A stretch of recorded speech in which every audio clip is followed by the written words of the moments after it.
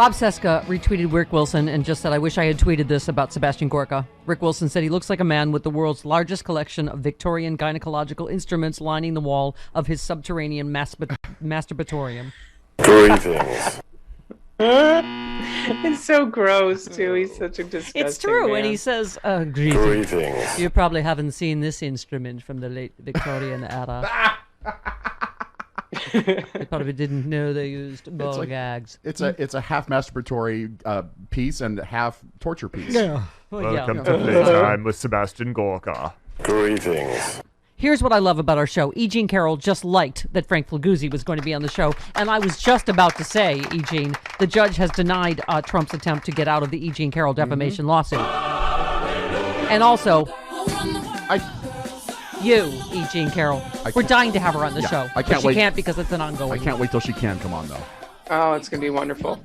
She likes every single one of my dog tweets. She loves dogs. Hi, E. Jean. Okay. Right. He cannot get out of the lawsuit. This is obviously one of. What did I do? Oh. I broke my box. Okay. Again. Now you can. Okay.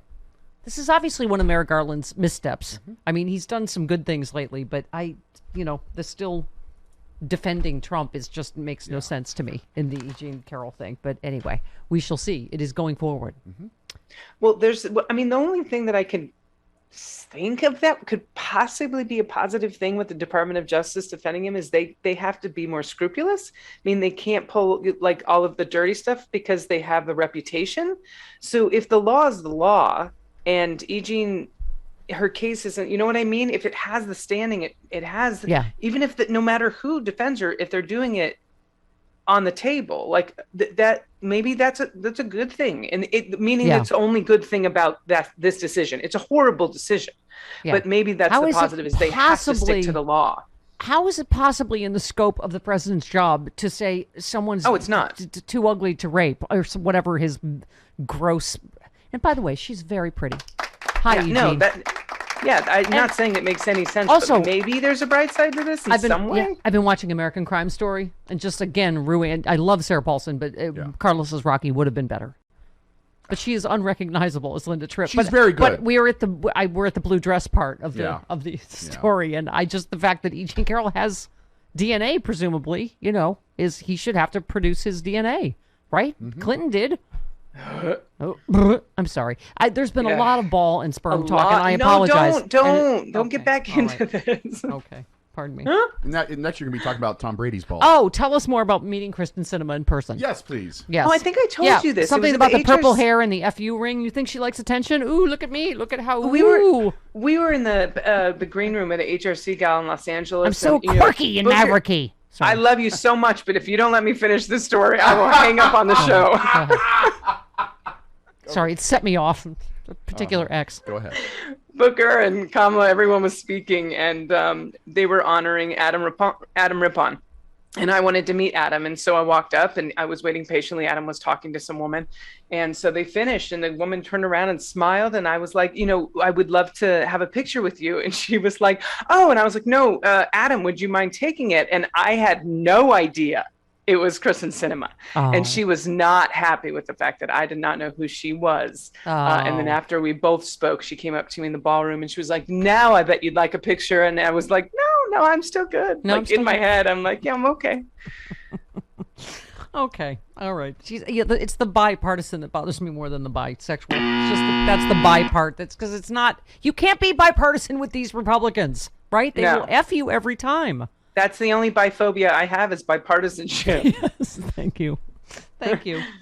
Okay, I just saved this for other women that will irritate you. Melania Trump will attend the Log Cabin Republican Spirit of Lincoln dinner in November. Oh my God. Where the gay GOP group will give the former First Lady an award. The move is being seen by some as a further attempt by Mrs. Trump to appear pro-LGBT, despite her husband being one of the most anti-LGBT presidents in modern history. The event will be held at Mar-a-Lago. She's expected to deliver a speech. Ooh, Michelle Obama better get writing.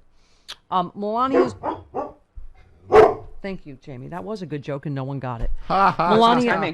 Melania Trump's work as First Lady, from helping children reach their full potential to champion a more inclusive Republican Party, has been historic, said the Log Cabin Republic. I just think I'm going to barf. What? Did you remember any of that part? No. Computer says no. Okay. All right. Well, didn't set you off as much as I had hoped, but okay. I did. Well, I've already had my anger about this because I read the story yesterday where I was like, you have to be kidding me. And there was an explicit right in the middle of that sentence. Oh, okay. All right. Vic in Oregon, you're on with Dana. Hello, Vic. Hey, how you know, you guys put on a great show. Thank you. We need to get you international eyes. Well, we are international. But I just want to say... It's the radio that got small. I'm still big. Yeah. Stephanie Miller International and Sons is the well, name how of much the you weigh? company. 5 pounds? Give me a break. 108. Give me a break, he said. Soaking wet in corduroys, you wear 108 pounds. 108.6. She will let you know the 10th of a pound. Yeah. Oh, it was 109 this morning. All right. What's your point, Vic? Go ahead. Yeah, my point is General Smiley did the right thing. You know, China is our number one economic partner. We do $1 trillion in trade with China every year. And Donald Trump and his administration spent 4 years demonizing China. Well, yes, particularly China. Before the election, he was ramping it up. The China virus, Kung Flu. Like he was ramping that up and talking about their military exercises in the South China Sea. So he had good reason. Concerned. Yeah, China's definitely concerned about a $1 trillion a year partnership with the United States. Of course they're concerned. And General Miley did the right thing. The only problem I have with General Miley is where was he on January 6th? Millie. Not Miley. I thought he said Smiley. Miley Cyrus? Miley Cyrus. General Miley Cyrus. General Smiley. Millie, yes. Mm-hmm. No, I wish he had spoken up, right? Yeah. You know, at the time. Yes. Dana, that's the thing, you know, Malcolm Nance was saying yesterday. But here's Bob Woodward the second time where you're like, now a warning? I'm so tired of him saving all these bombshell stories so he can make money off of another book. I mean, as our democracy's crumbling. But do you know how many lives he might have saved if he had come out about the COVID stuff? Yeah, no Hair kidding. on Fire had a press conference and said, this is really serious. The president knows it, and he's lying to the American people about this. He would have been a hero. Yeah.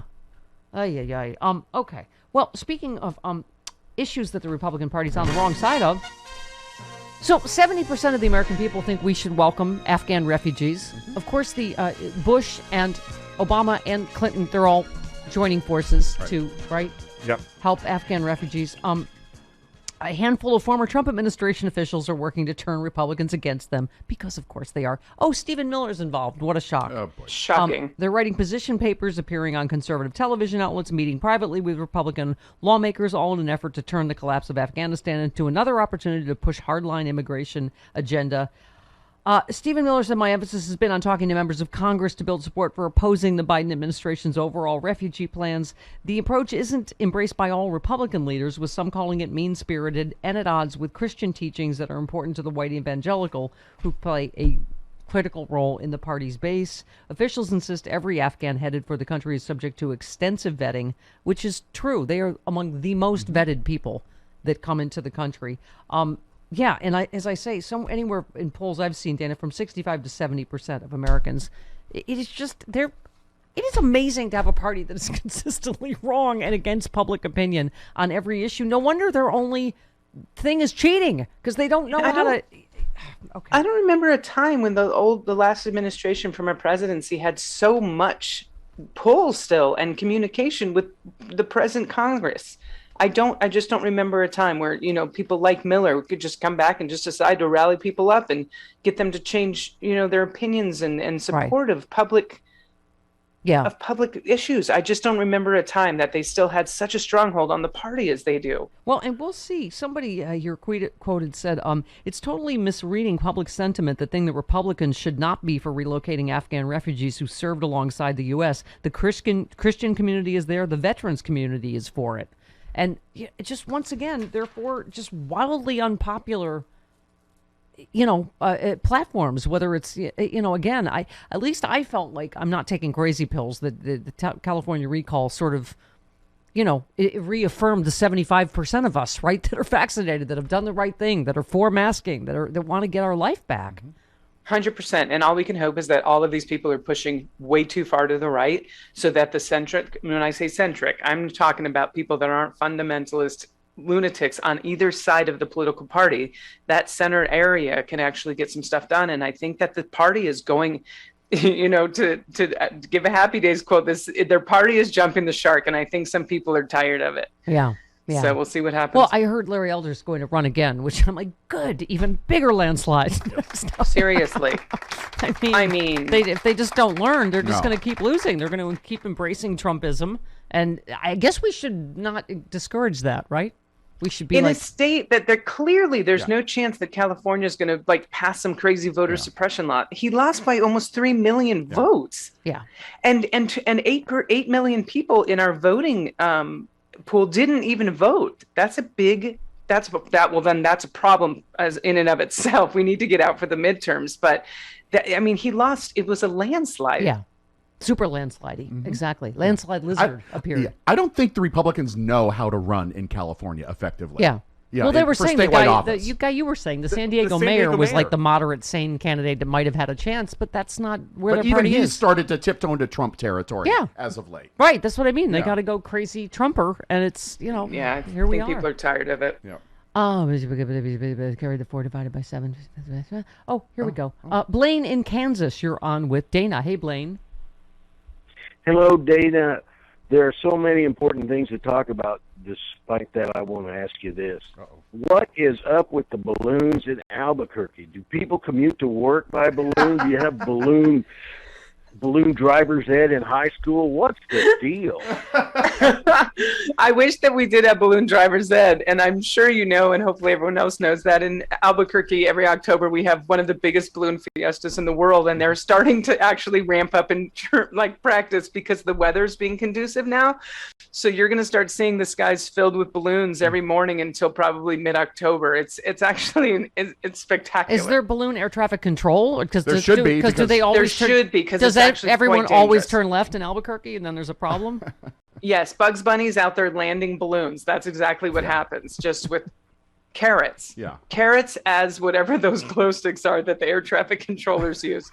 That's what Bugs Bunny's doing. Thank you for clearing that up for the general public. Wow. Am I the only one that doesn't care about space launches?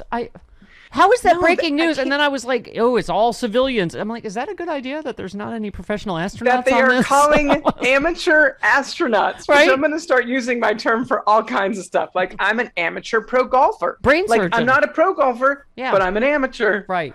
I was like, is that a good idea? Because I want to bet. They're like, once, they're space so tourists. I'm like, really? They're just nobody's a professional astronaut up there? But also, I was trying to figure out, they're in that little capsule and they're going to be up there for 3 days. All of those people together. Like, I would go nuts. Right. 3 days. It's not a big room. What are they doing for 3 days? But is this the outgrowth of Trumpism that we don't need to listen to experts? Oh, astronaut, smastronaut.